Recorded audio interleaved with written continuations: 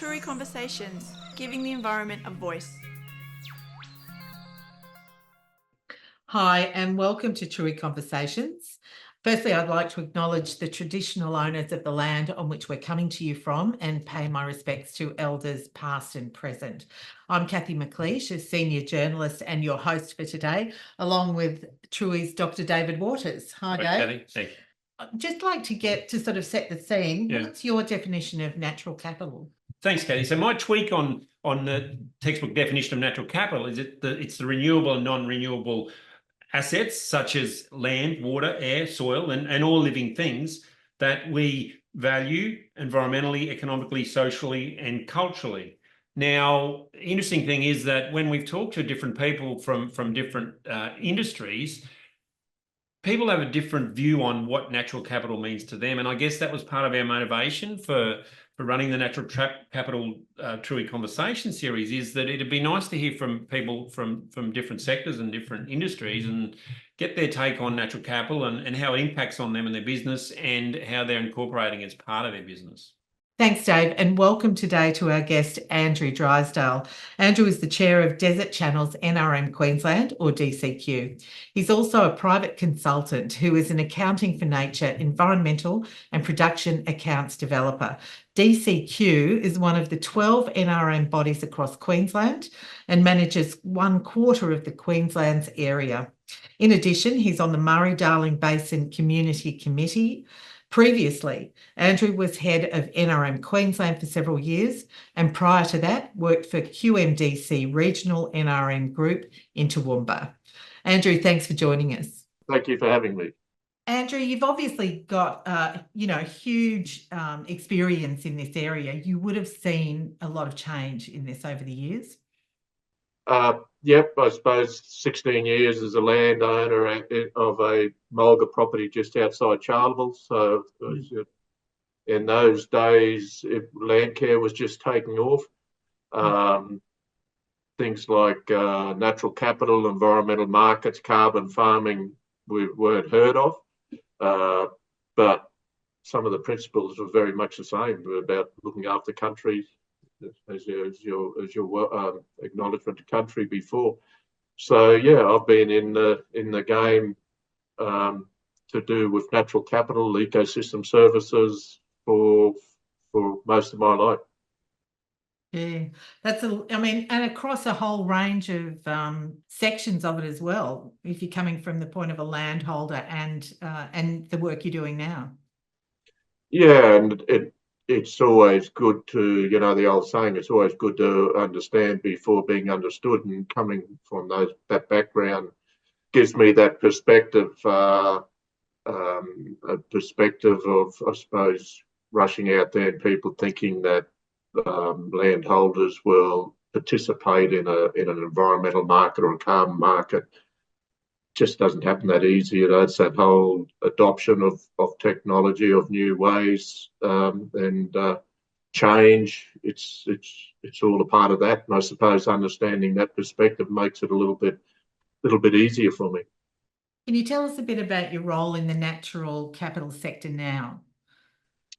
Well, I suppose I have multiple roles. As previously and still now doing some work for the University of Southern Queensland, the Regional Economy Centre of Excellence, having input into policy from that, and CEO of NRM Regions Queensland, and also the chair of Desert Channels, gives me that policy perspective. Also, though, through, as you introduced, my accounting for nature role in that, in terms of being a part of the very, very early days of when the Wentworth Group were partnering with NRM Regions Queensland and other NRM bodies around the country to look at piloting the development of the accounting for nature framework, right through to now having developed my first set of environmental production account, is very exciting for me. So that's quite interesting as an accredited carbon farming advisor through the QRA, sorry for the acronym, hopefully most people know what that is,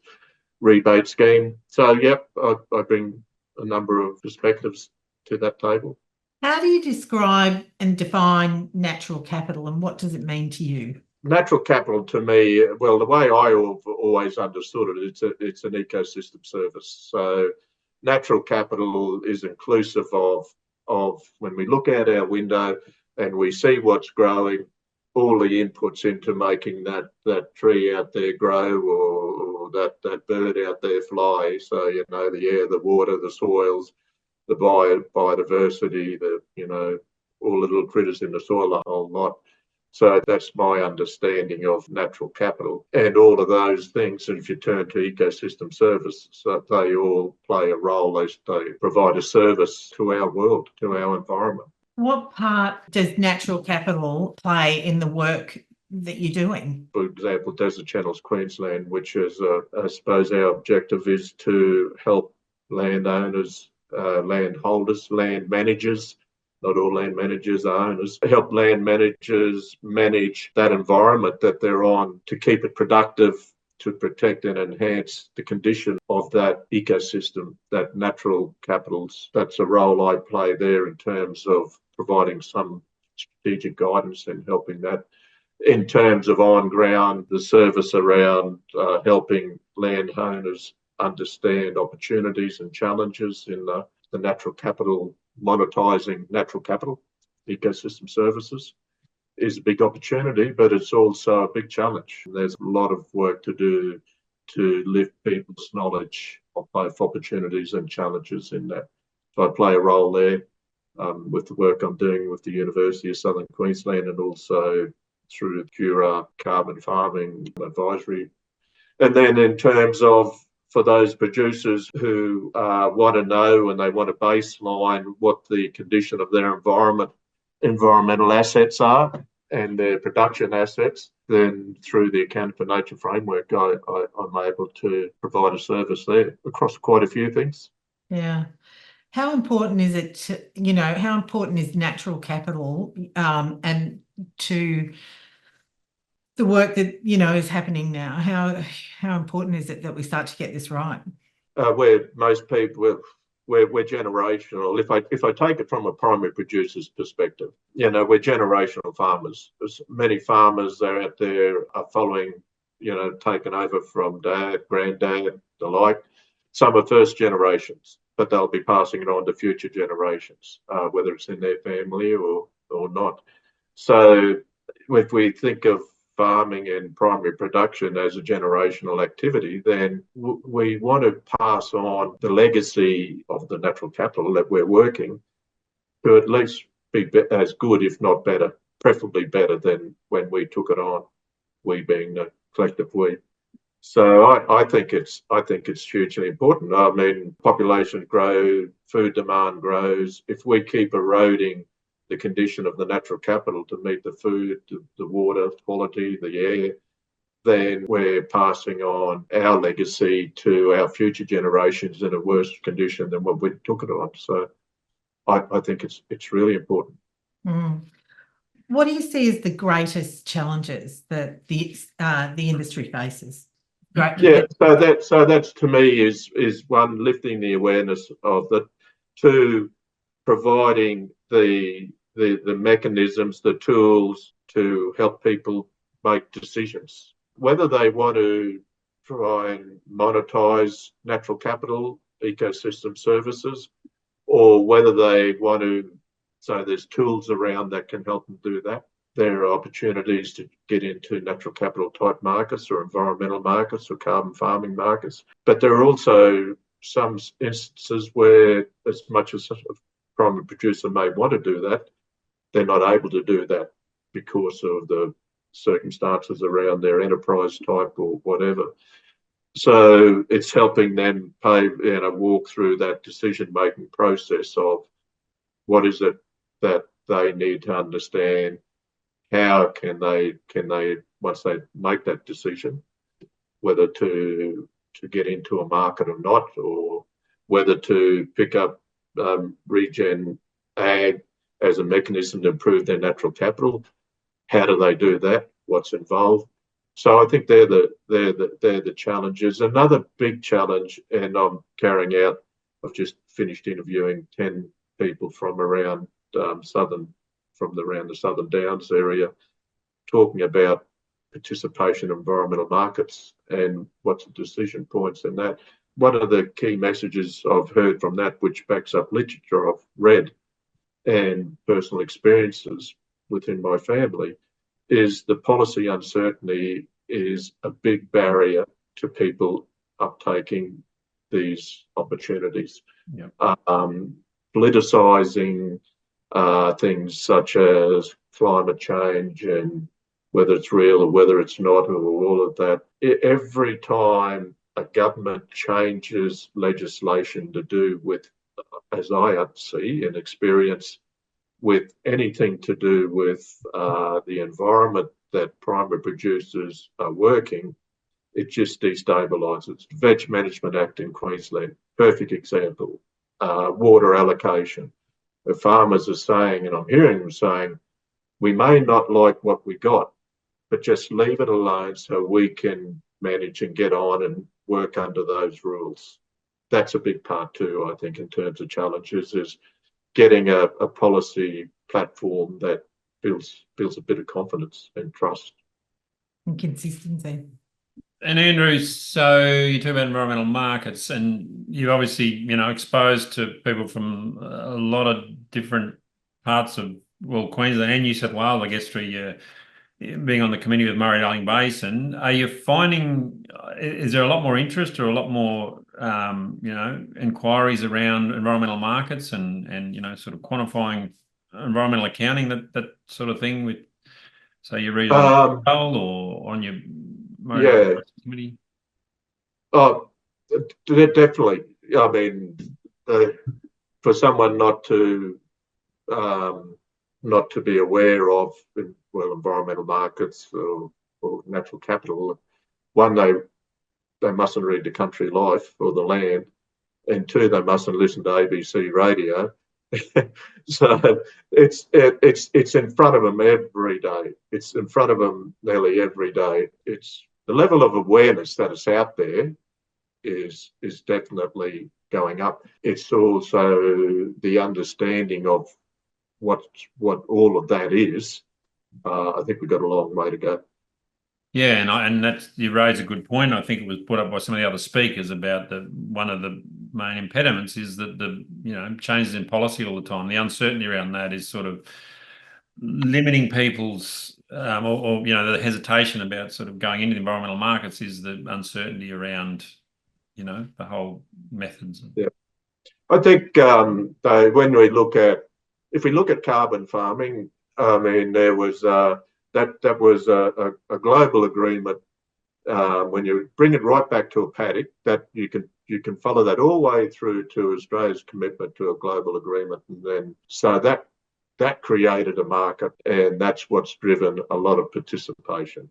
And in terms of carbon farming, I would say that, and I'm only guessing, this is not that the vast majority, 90% plus people who picked up a carbon farming project are looking at it from primarily a financial return. Plus, they may also support the environmental benefits, or the global benefits, if you believe in emissions driving climate change. I don't see that level of. We're hearing a lot that consumers are saying they want, badged clean food. My observation is that, we've got all these very sustainability frameworks for beef, for wool, for sugar, for a whole lot of commodities. Is there much evidence of a premium there? I know there is for organic, but I don't know about the others. I don't know. I'm not saying there's not, but I don't see a big evidence of it. A fantastic program is the reef credits, for paying farmers to reduce their fertiliser inputs, which was introduced pre-COVID, and then we know what happened COVID. I don't know, but I don't think there's a big uptake. There's probably a whole lot of farmers happy to sign up, but are there a lot of buyers willing to buy the reef credits? They probably will as we move down the track. But I don't, so I do wonder whether demand is is there for a lot of the environmental markets. Biodiversity offsets is the exception, where through development, developers have to offset vegetation they knock over or biodiversity they disturb. My understanding is that there's a big demand for that, but not a lot of willing participants at this point. An area for growth, obviously. What do you think of, what do you see as the greatest opportunities then, Andrew, for the industry? I think the greatest opportunity is a bit like when we look at landscape planning. We're in a position to analyse where we want to be in terms of that landscape out there. When I look out my window, I want to know that it's going to be a productive landscape, both from a biodiversity perspective, but also from a production perspective. And we can map that out and map out what it looks like and then start to take steps to produce that. We have that opportunity now for landscape management, town management, town planning, all of those sort of things. We have the same opportunity to map out where we want to be with these environmental markets, this natural capital. And we've also got the opportunity, I think, to put in place things to meet that grand picture that we map out. I suppose the next question might be the challenges of meeting that opportunity. Is I come back again, we need a number of things for that. We need good policy to provide the policy platform. We need willing participants in terms of willing sellers, of landholders who, and I'm talking about from a marketing perspective, and we need willing buyers. But we also need to look at what are the detrimental impacts of that, the land use conflicts of now productive farming country being turned into a forest or a whatever. But it all comes back to that grand picture of being able to map those out and also put in place things to mitigate those negative impacts. So I think the biggest opportunity is where we are right now to be able to look forward, identify what we want, and to start to move to that. But building consensus is another big challenge. Totally. Where would you love to see it all in 5 years? I'd like to see an upward trajectory of our natural capital condition, an upward trajectory of people's understanding of the importance of improving the condition of our natural capital, an upward trajectory of people's understanding of opportunities if they want to monetize some of that, and many farmers may not want to, they still want. That's and obviously coming back to in 5 years' time, I'd like to see a downward trajectory of political interference in really helping or reaching our goal of a good, healthy environment, productive environment that we want. If you had one sort of key takeaway on natural capital, one key point, what would it be? If I was one key point and I was talking to a room of primary producers, I would be saying to them, take steps right now to map out the natural capital you have and benchmark the condition of that natural capital. That'd be my one key point, because once you know what you have and the condition of that, and then you can then understand or map out the impact you're having on that condition in terms of improving or declining condition, you're in a really strong position. And that, from if you just want to look at purely from a production perspective or from an opportunity to make a few bucks from it, you need to understand what you have and what the condition of that is now.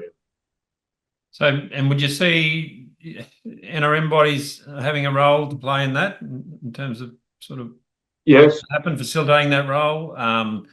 Obviously, you know, they're one of their key responsibilities is to get on ground change, but where do you see their role in all of this? I think the NRM bodies have a big opportunity, and potentially a big role. They have the networks out there. They have a pretty healthy reputation. They're not seen to be from government, and nor are we. And that helps in that trust. And that's not taking away from fantastic government extension people who work out in those areas. Natural resource management bodies run on the smell of an oily rag, Dave, and they would need to be compensated to play that role and to help instigate those practice changes that may need to be put in place. In terms of the benchmarking and identifying and benchmarking your natural capital, that's where frameworks such as accounting for nature frameworks and tools and programs that organisations such as TRUI have in place are so important. And they're growing. And maybe that's also part of the job ahead, is to help people understand how those, or the availability and how those tools work. It's all part of that big picture. Yeah, and importantly, I think what those tools need to do is reduce transactions costs so we can get more money on the ground, where it's needed to get on ground change. Yeah, I mean, TRUI is also really important that it's a program that can work at multiple scales. Desert Channels Queensland, we'd like to know that the work that we're doing is having a positive impact on the natural capital condition at a property scale, at a sub-catchment scale, and at a regional scale. So again, we know where we are at this point in time, and it helps us in that journey of improving. Yeah. Yeah. Thanks. Fantastic. Thanks so much for joining us, Andrew. It's been no worries. Fabulous. TRUI Conversations is brought to you by TRUI. We create data-driven web applications that give the environment a voice. Thanks to our host, Kathy McLeish, and our regular contributor, Dr. David Waters. Our producer is Kelly Fisher. Our graphics are done by Tash Fens. I'm Bonnie Marsh, co-founder of TRUI, and I really hope that you've enjoyed today's conversation. Thank you very much for being here with us, and I look forward to seeing you next time.